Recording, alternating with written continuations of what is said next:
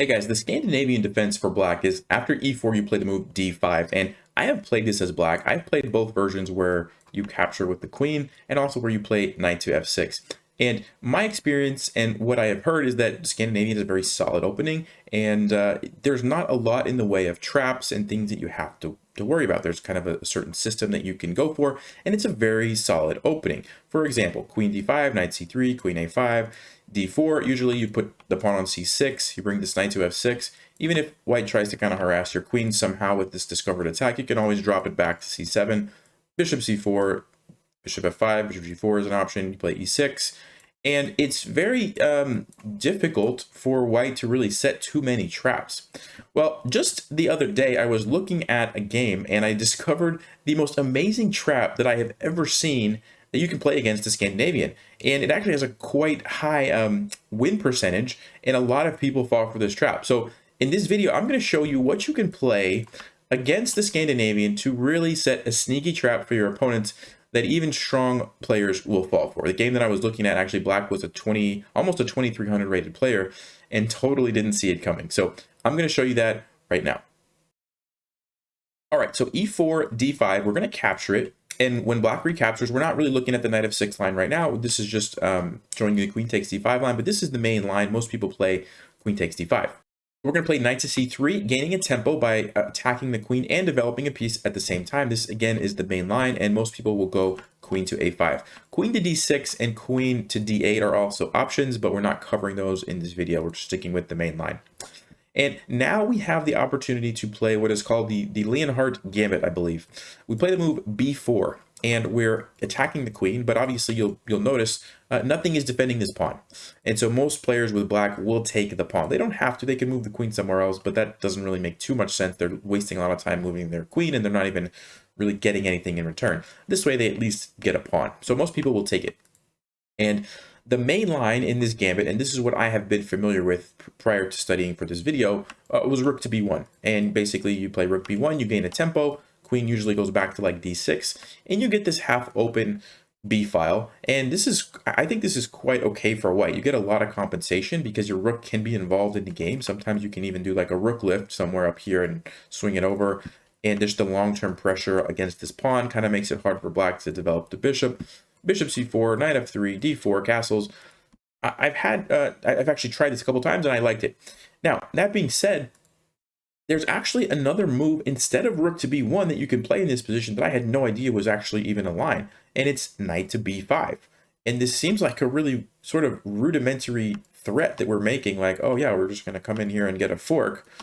But actually, it's much more than that, and you're going to see real soon what's going on. So black really has two options: knight to a6 to defend the pawn, or queen to a5. For all the beginners out there, if you think, well, can't you play c6 to chase the knight away? You can, but the problem is the knight is still going to go there, still get the fork, and you're still going to win the rook. So that's why that doesn't work. So most people in this position will play the move queen to a5. And this is very common when you play the Scandinavian and you play, the queen takes d5 lines. A lot of the time, the queen goes over to a5.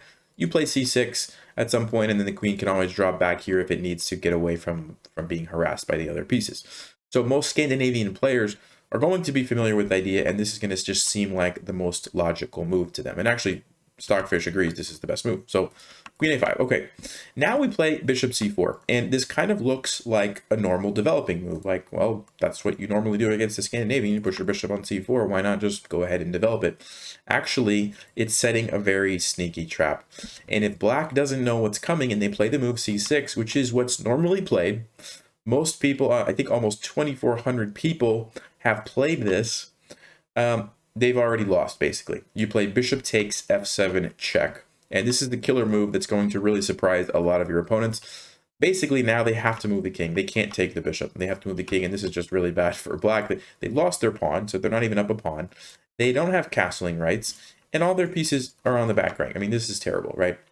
Now, of course, you have to know what to do if they do take your bishop, but the idea is queen to h5 check. And we're not just putting the king in check. We're also lining up on their queen. This is kind of the key idea behind this trap. So for example, after black plays a natural looking g6 to block off our queen, we have this killer move, knight to d6 check. And this is called a discovered attack because we're moving one piece, to create an attack on another piece. And, you know, black has to do something about the check. So when they take the knight, we simply are winning the queen. So really nasty move. And if we go back, let's just say black tried to go king to e6 instead of g6. Well, again, we can play knight to d4, creating this attack. This is an even better version because now we don't even lose our knight. Black has to move somewhere and we simply take the queen. And then going back, what actually happened in the game that I was looking at, the 2300 rated player played king to f6. But even here, you have this move, bishop to b2. Lucky for us, that pawn is not there, right? That we gambited earlier, so we can play this. Bishop to b2 check. The king doesn't want to go to e6, or again, you fall into this trick. So the only move is e5. And now you can take with check, and notice how the king is very limited in where it can go.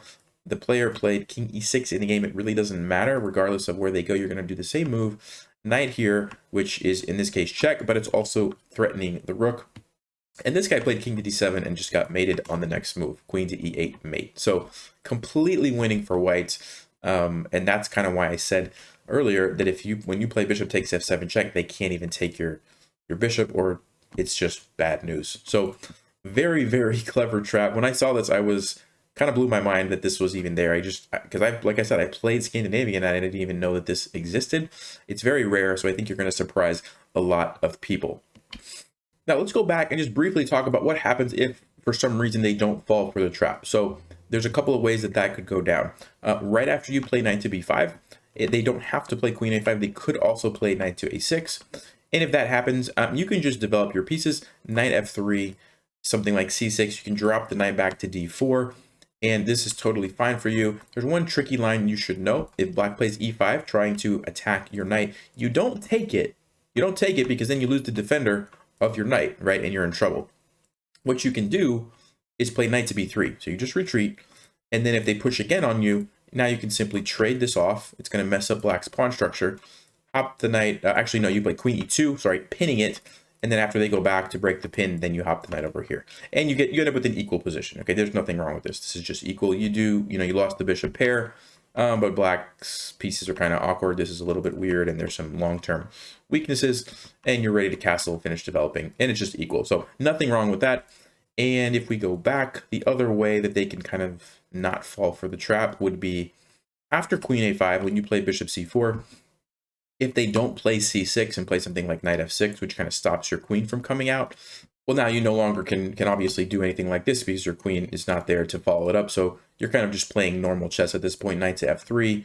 And then after something like, let's say e6, let's see, I'm just checking with Stockfish, you can just castle. And it's slight advantage for black, but certainly playable. You are going to have that long-term compensation along this half-open b file.